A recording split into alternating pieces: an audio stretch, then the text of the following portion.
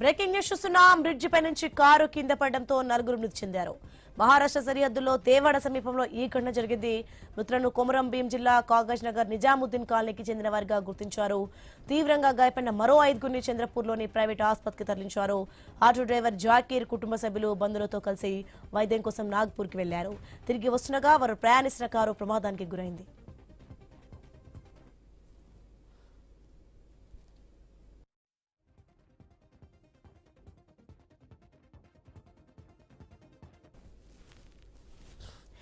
Breaking news చూస్తున్నాం. మనం bridge పై నుంచి కారు కింద పడడంతో నలుగురు మృతి చెందారు.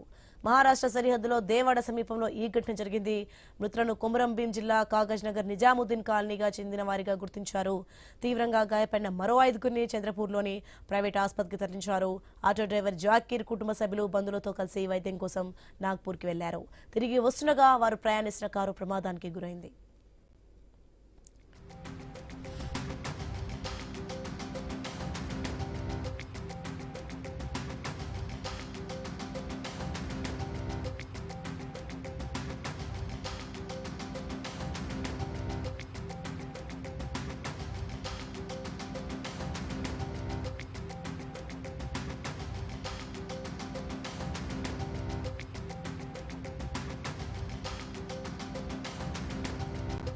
బ్రిడ్జి పై నుంచి కారు కింద పడడంతో నలుగురు మృతి చెందారు.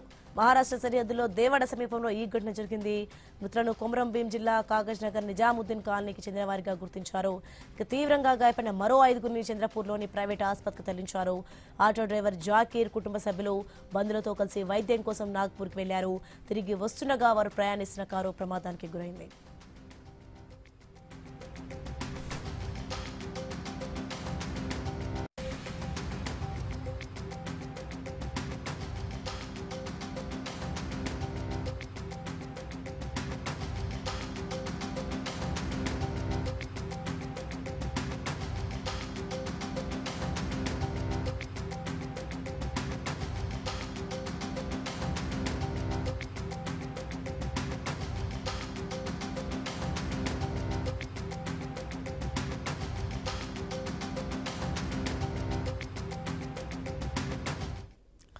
రైట్, ఈ ప్రమాదానికి సంబంధించి మనకి మరింత సమాచారం ఆదిలాబాద్ నుంచి శ్రీనివాస్ ఫోన్లో మరింత సమాచారం అందిస్తారు.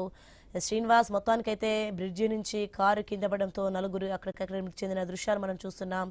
మొత్తానికి మహారాష్ట్ర సరిహద్దులో ఘోర రోడ్డు ప్రమాదం చోటు చేసుకుంది. అసలు ఈ ప్రమాదం ఎలా జరిగింది ఏంటి?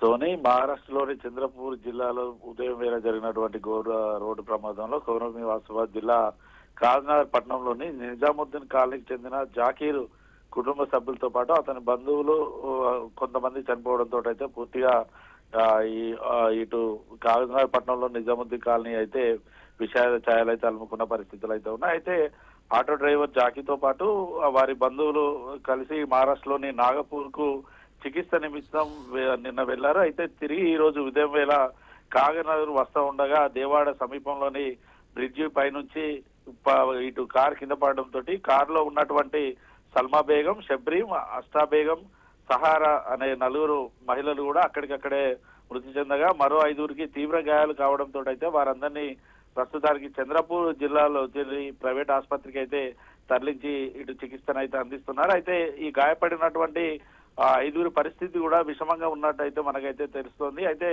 పూర్తిగా వీరందరూ కూడా ఒకే కుటుంబానికి చెందిన వారు కావడం, ఇటు బంధువులు కావడంతో కూడా నలుగురు మరణంతో అయితే కాజ్నగర్ పట్టణంలో విషాద ఛాయలు అయితే అలుముకున్నాయి. అయితే ఉదయం వేళ భారీగా పొగమంచు పడడంతో ఈ ఘటన జరిగినట్టుగానైతే ఇటు మహారాష్ట్ర పోలీసులు అయితే చెప్తున్న పరిస్థితులు అయితే ఉన్నాయి.